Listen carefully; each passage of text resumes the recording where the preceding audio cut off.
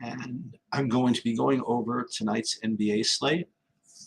And then following that, I will probably do the NHL, but I will break it up into two separate videos. And as you can probably tell, if you are a YouTube subscriber or a subscriber to my Twitch, these are starting to be done live. So if you do want to come in and ask questions, you can feel free to do that. Again, it's a little earlier in the day, but this is the only time I can find to do it. And, you know, if you do have some questions about the slate, feel free to fire them up. And from time to time, if you have any general questions, you could fire those up as well, about anything, really.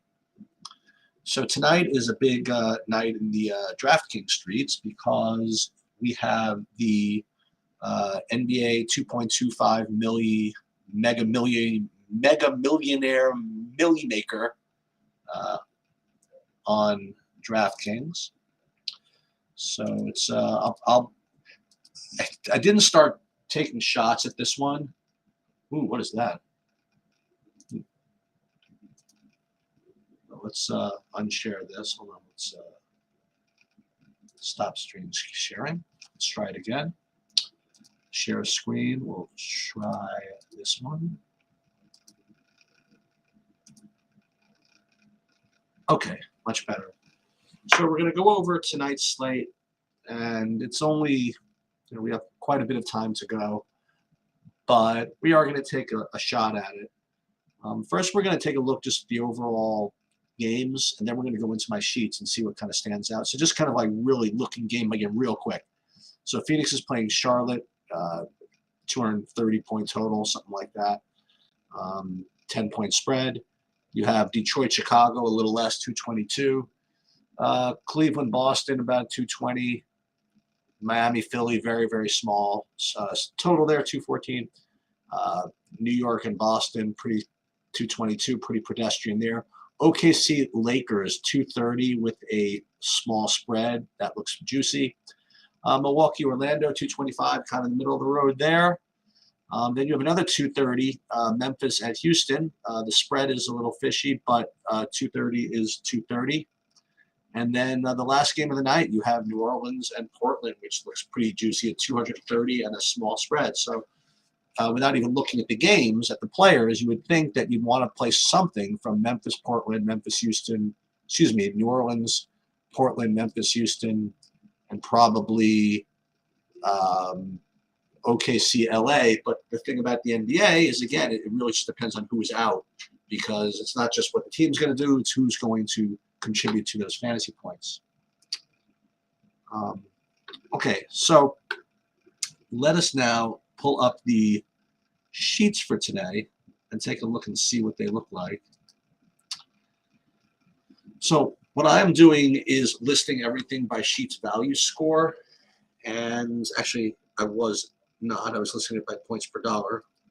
Now I'll list it by sheets value score and take kind of a gaze at what the overall slate looks like. And then we're going to do the same thing. We're going to point out, we're going to resort everything by point per dollar and go over what the slate kind of looks like and figure out what types of builds I'm going to be expecting to make. One other, by the way, one other announcement before we forget is that tonight is my favorite night because Wednesdays are going to be now live sweat nights. Pretty much every Wednesday that there's a card. And 11 p.m., just tune into this YouTube channel. Or better yet, make sure you hit subscribe so you get notified when we actually do go live. Or on my Twitch. And we're going to go through this tournament and see who's doing well and who's doing poorly. And hopefully we'll be able to root for something kind of along the way. So looking here, I like to see if there's anybody that stands out at sheets value score. And right off the bat, you do see that Anthony Davis does have a pretty healthy projection here. At 3.5 times, 3.5 points more than Morant, and only 300 more.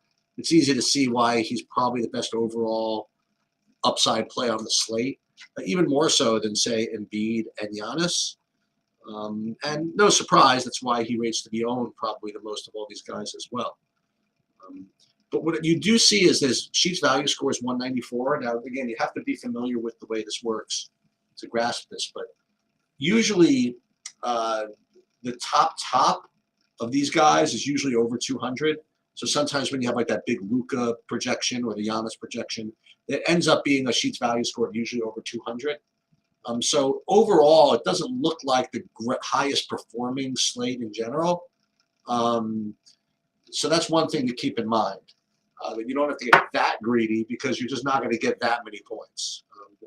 The other thing to think about is that in a low-scoring environment, you do kind of want to get those raw points. You know, you don't have to be as much a stickler for value. It's another way of saying pretty much the same thing. Nonetheless, it does look like Anthony Davis is going to stand out as best overall play if you can get to him. Now, the other thing I'd like to look at is the slate as we rate it by points per dollar. The reason why is it'll tell you, well, at least it'll guide you to whether this is more of a stars and scrubs type build or a mid-range build.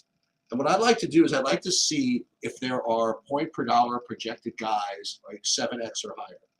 That's usually my cutoff to see if there's quote unquote, good chalk or unfadable chalk or whatever you want to call it.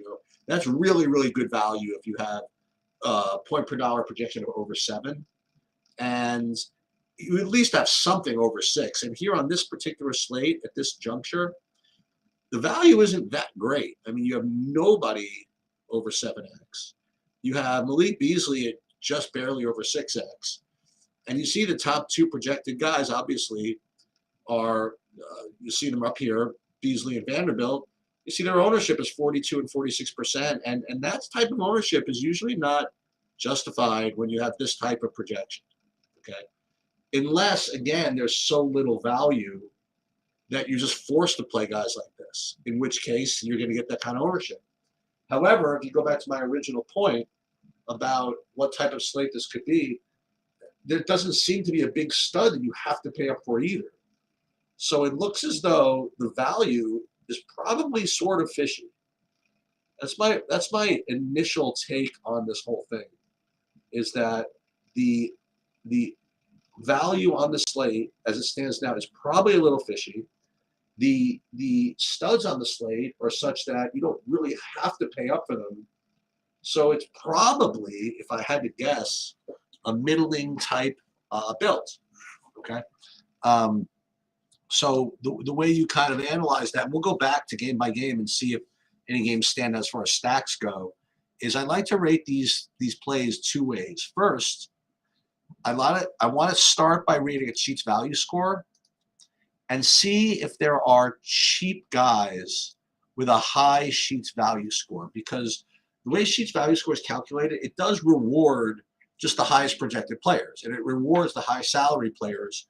So if you can find a good Sheets value score in the mid-range, those are usually really, really strong plays. So what I like to do is I kind of look down here and I see that Terry Rozier at 7,200 is extremely strong. It's not often you get someone at 7,200 that puts himself in this type of range here. So as far as Sheets value score goes, so 7,200, very, very strong play. Josh Giddey, 7,600, very strong play. DeMar DeRozan, 7,900. So these are the plays that you want to be kind of focusing on, okay, to make this mid-range build type work. Yeah, I mean, all these guys look, they're going to have higher Sheets value score, but as I mentioned, without really, really good value to go with them, it might not be the way to play tonight. So Rozier, Giddey, DeRozan, maybe like Morant being the cheapest of these two. It's funny when I look at this is this Lillard, Embiid, Giannis. I really think I want to fade all of them. I would rather, if I had to spend up, just pay for AD or Morant and just fade all 3 of those guys. But you have Rozier, Giddey, DeRozan, And then you see Beasley poking his head up there, not surprised. I mean, he's the top overall play on the slate from a points per dollar perspective. And the value score is like not that great. It's 147, but listen, it's on a slate like this, that's not that bad. Now the second way to handle this is to sort everything by point per dollar. And when you do that, you're looking for the opposite. When you sort by point per dollar, then what you want to do is look for the more expensive guys that rate to be good point per dollar plays. Okay?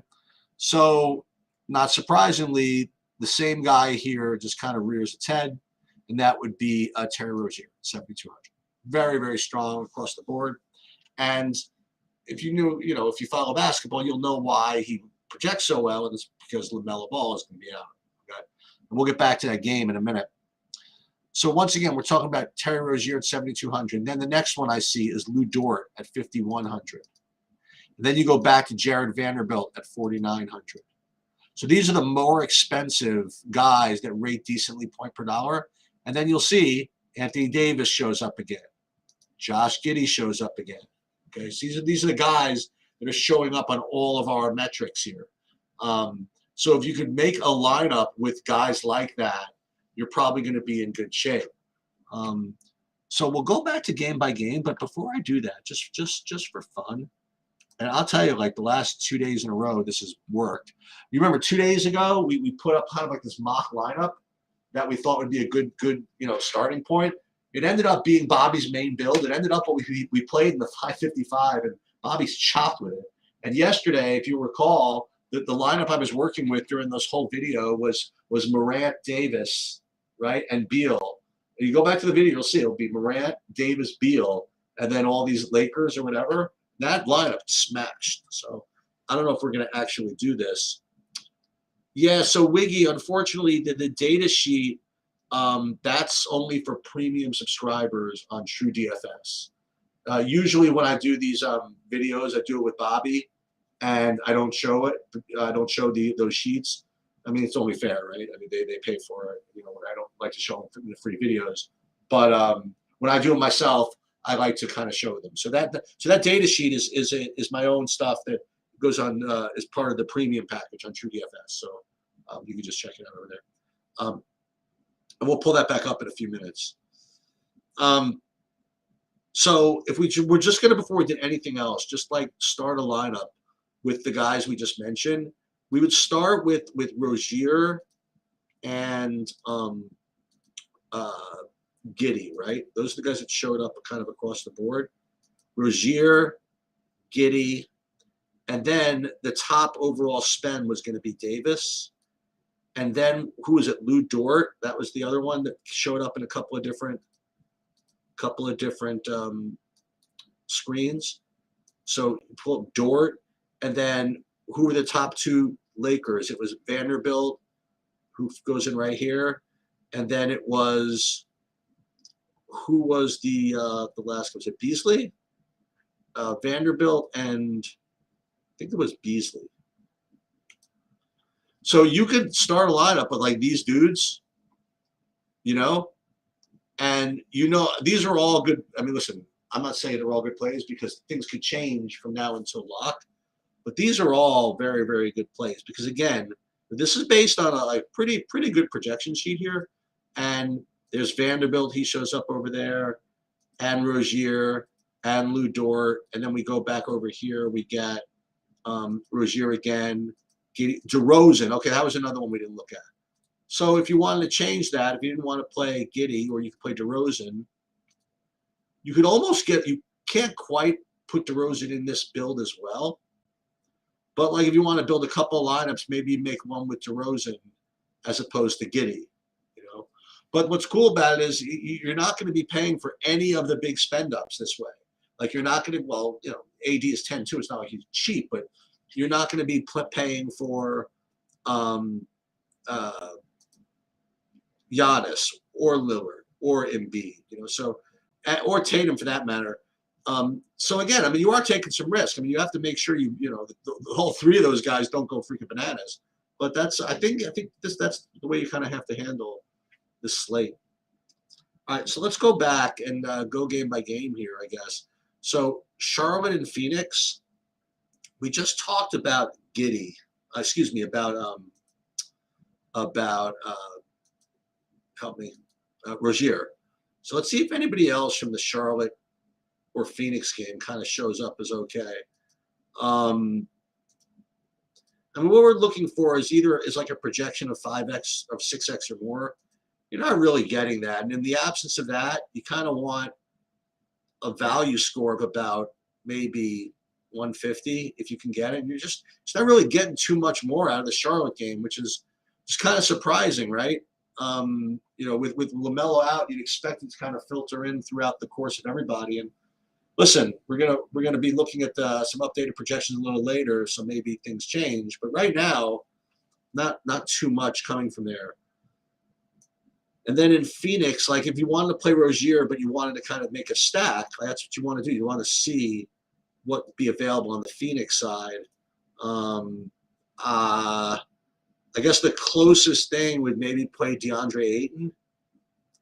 You know, his value score is okay, but overall, it's not that great. You know, that's what I'm saying. This whole slate is very I feel it's very very low scoring. So you got to be playing those kind of mid-range type plays. So if you want to listen, if you want to play Rozier, you could play Booker and Ayton, but I don't think you have to on this type of slate. I think this is what they call a stock picker's market, and you don't necessarily have to go ahead and stack. All right, Chicago, Detroit. Now you remember, first guy that we identified as a really good play was DeRozan, right? So will remind us of that. And then you'll see that there are some other okay plays here on the board. I mean, you'll get, I mean, Caruso's not the greatest value out there, but it's not the worst. I mean, Vooch at 9,100 is not, again, it's a rough card today, but I think he's very, very reasonable. So with the exception of DeRozan, I think that Vooch is okay, and Caruso is probably a decent value. Who are we playing? Chicago's playing Detroit. Let's see what's happening with Detroit here in these projections. Well, you have a couple of these value guys that are still over 5x. So I mean, these are not that bad. Guys that we played already, like Killian Hayes, Marvin Bagley, Alec Burks. Not terrible. So again, if you end up trying to play those higher price studs, these are the guys you're going to probably end up having to try. It's not bad, okay, but it's not great. All right, moving on. Cleveland versus Boston. I don't expect to see too much in that game just because it's it's usually a very defensive game, these guys. So with Cleveland, listen, Donovan Mitchell, he always has upside, right? But it's kind of a tough matchup here. Mobley's not bad. Garland's not bad. The good thing about all these guys, they're all going to be about 5% owned, so that's not terrible. But aside from that, I mean, it's not that great of a game. Let's see Boston. And Cleveland, unfortunately, is where fantasy points go to die. Very, very few games end up going off there, which is why all these guys are pretty pedestrian. I mean, Tatum will be really low owned. So if you want to take a shot, I mean, on a slate like this, I don't think it's that bad. But don't be too excited about it. And as far as value goes, there's really just nothing here. Right, so I remember we talked about this earlier. These games rated to be pretty poor. Right, Philly, Miami. All right, so first of all, this is sort of not revenge, but there was a really close game a couple of days ago. These guys played. It was very low scoring. Butler had a nice game, but it was it was tough. Points were tough to come by. So just be careful with games like this. That's why all these guys are projecting really poorly, and their ownership is looking really, really low. So probably going to stay away from pretty much most of everything from Miami. I mean, if you had to play someone, maybe I guess Bam. would be the best overall play there. And then with Philly, as I mentioned, Embiid is a really good spend up, but it's just kind of difficult to get to. But listen, if you want to take shots at some of those values that I said weren't all that great, then yeah, this is what you're doing. You're going to play something like Embiid, and that value score of 177. That's pretty big on a slate like this. So if he gets there, and you can work out the rest of that value, I mean, he certainly is my preferred play. The other guys that I would mention is DeAnthony Melton. He is right on the outside of being like an awesome play. I mean, he's only 3,700, and on a slate like this where you really can use like value, I think he's got upside from this 21-point projection here. I mean, he gets hot. He can really start putting up some points. So I think he's probably my favorite like value from this game. So I think either Harden or DeAnthony Melton would be my guys on the Philly side. All right, Brooklyn, New York. Hey, fun game for the area. Everybody always gets excited about this game. Let's see if it looks okay from a fantasy perspective. I mean, again, Dorian Finney-Smith at 5x, Royce O'Neal at 5.5x. That would be the closest thing I would come to being like actually a really good play. Again, the Knicks have just been playing kind of slow, so these games just kind of don't deliver anymore. And with the Knicks, hey, Mitchell Robinson, not the worst. Quickly, kind of an okay speculative value play maybe. But if you didn't want to do any of that, you played Julius Randle. Again, it's not exactly as expensive as Anthony Davis, so you save a little money there. And he certainly is upside. So I think Randle is very, very reasonable on a slate like this where, as we've discussed already, any money you could save is great, and any upside you could generate is great. So you save money off of, even off of Davis by playing Randle at much lower ownership. Actually, not even. Yeah, that's true. He's going to be about 10% ownership. I think Randle's okay, but that's pretty much all I got from the Knicks side.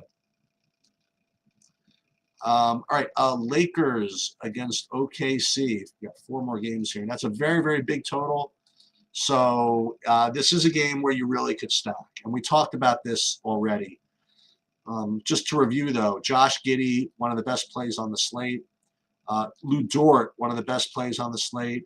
And then you could fish around with his other OKC value, that being Isaiah Joe, Kenrich Williams, even Jeremiah Robinson-Earl.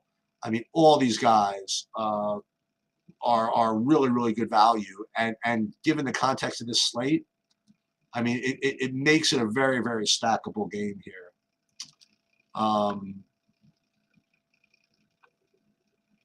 You're surprised which Williams, the 3,700 guy or the 6,200 guy?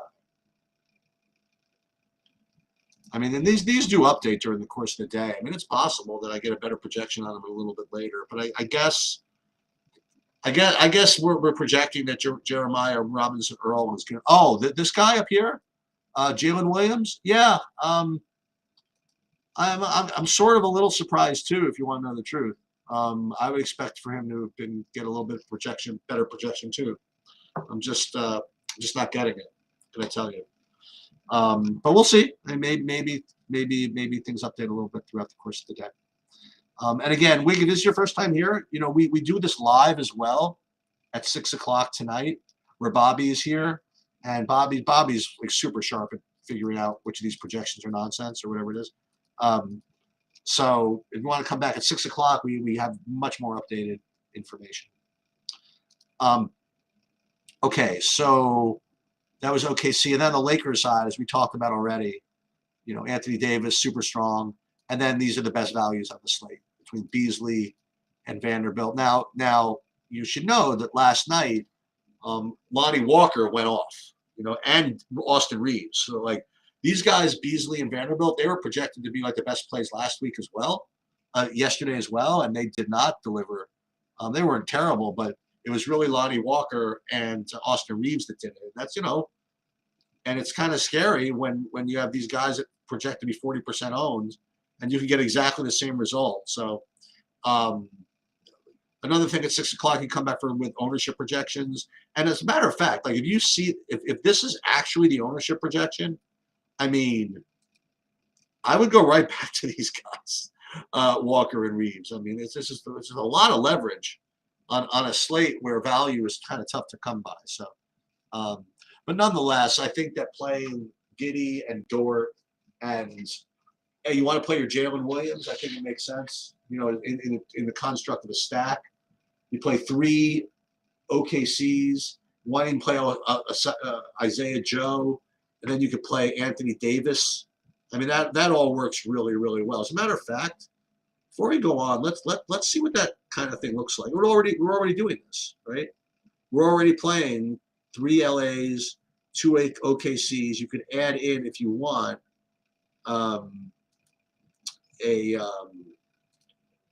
where is it? We could add in an Isaiah Joe. And now we have 3 OKCs, 3 LAs, and let's go. You know what I mean? Put the Rozier play in there, and then fill this in with whatever you want. Now I'm not saying I'm going to do this. I'm not saying this is the best play, but this is what it is. Yeah, that's a good observation, Wiggy. That's definitely a good observation. And so maybe, well, look at this. How about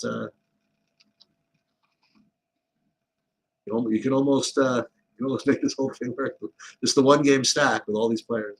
All right, moving on. Again, Orlando, Milwaukee.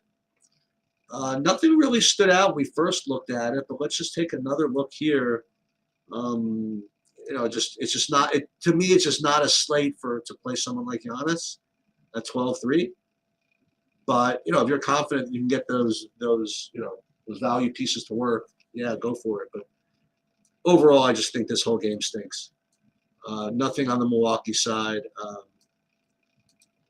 Orlando, they have all their guys healthy now, so nobody really stands out over there, I don't believe.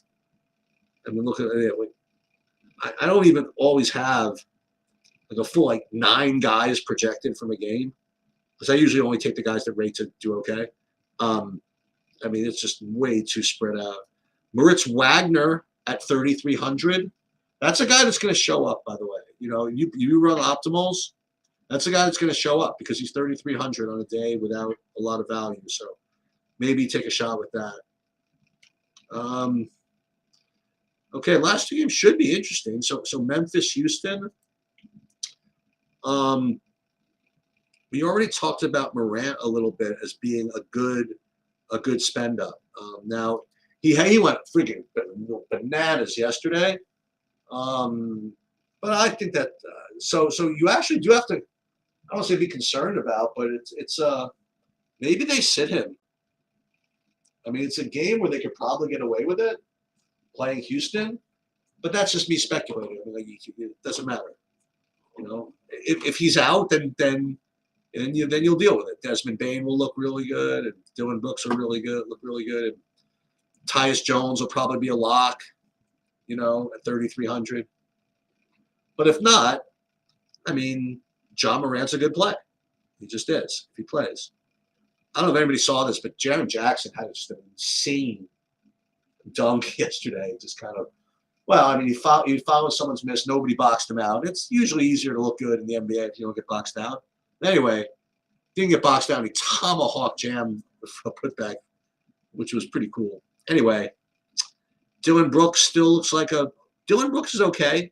Again, I prefer to have a little bit better projection, but it is what it is. I mean, he's one of the better projected guys, even though he's not so great. So Dylan Brooks looks to be just kind of okay.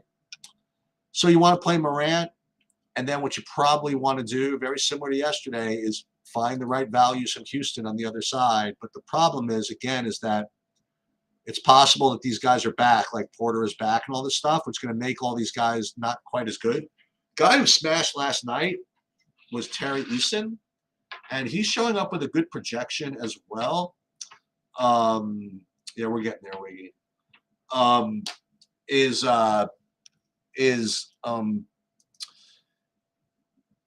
Is Tari Eason, and he looks like a pretty good value again today. So we'll keep him in our list of values here. So overall, I don't think it's really the greatest stack type game because I really don't have anybody projecting all that great on the Houston side, with the exception of Eason. And, I mean, Porter doesn't even look that good. So what Wiggy was getting at, we at this last game yet, was New Orleans, Portland, and yes, this is the I think this is the big news. So he has a left calf contusion and he is questionable. So the bad news is that this game is at 10 o'clock. And it's a full, 2-hour late night hammer, and you might not know anything until 9:30. So we can sort of speculate like what we were going to do. But before we do that, let's look at the Portland side first. Okay. So as I mentioned, like Lillard is, he's been doing it, but listen, I mentioned last night I thought he was kind of a fishy play. I don't like him as much on the road as I do at home for openers. He didn't do all that great against Golden State, but now he comes back home. But it's a guy like that on a back-to-back. I'm just not so sure. He's just such a lock here. So I mean, certainly a good play. What else on Portland? I think Eubanks is fine. I think Watford is just kind of fine. But overall, nothing's really standing out. But the real thing is on the New Orleans side. So we'll deal with the bigs in a second. But even in the absence of the bigs, I mean, I think Ingram is very reasonable. I think McCollum is pretty reasonable. And then already you have Najee Marshall, who's like kind of a – remember, we're not talking about like 7 or 8x values that we're competing against here.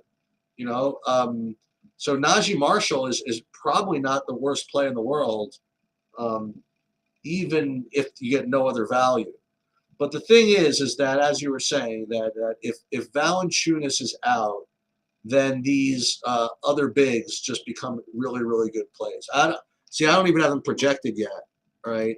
But we're gonna have them projected, okay?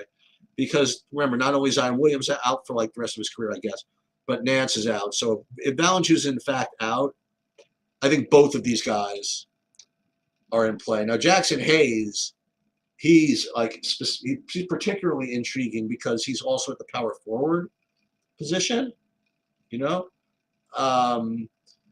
So what I think I would do is instead of putting that's the thing. Like, you could put Hernan Gomez or Hayes in the utility spot and speculate. But what I would say is that instead of playing Thibault, and it's the same concept, but I would probably play the guy that I just mentioned from New Orleans, from Najee Marshall.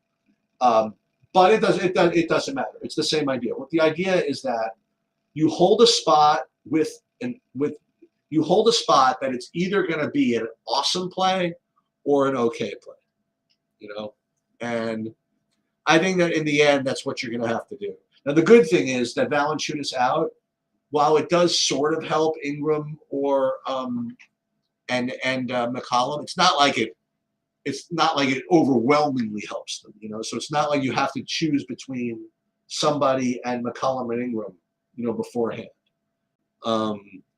So from an overall scheduling perspective, it's a very annoying slate, right? Well, the good thing is that, I think everybody's gonna be on top of it, and also the good thing is, as I mentioned, at 11 p.m. I'm going to be doing the live sweat, and probably going to have somebody in this game, and we're probably going to have to be sweating something because someone's going to have Lillard, and someone's going to have Ingram, and someone may have Hernan Gomez or whatever.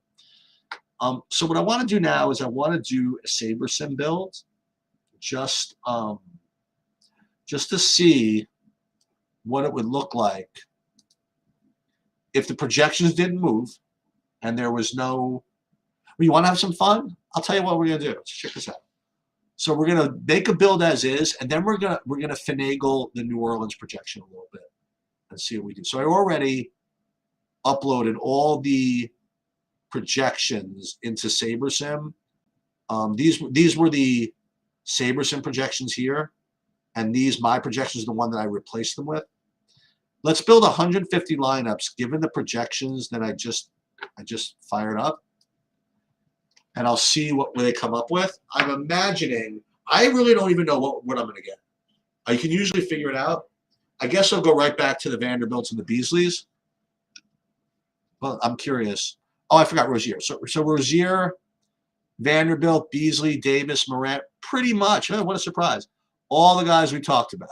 Like these are the top guys I discussed are the top guys in the lineups. Boy, oh boy, what a surprise! So I mean that's perfectly reasonable. But let's just see what would happen if we screwed around a little bit. So let's go to New Orleans. It's kind of hard to do, but let's take out Valanciunas for a minute, and let's give a projection to Hernangomez of, let's give him 26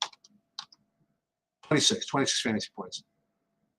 And we gotta give Jackson Hayes something. Let's give him 15, maybe 16.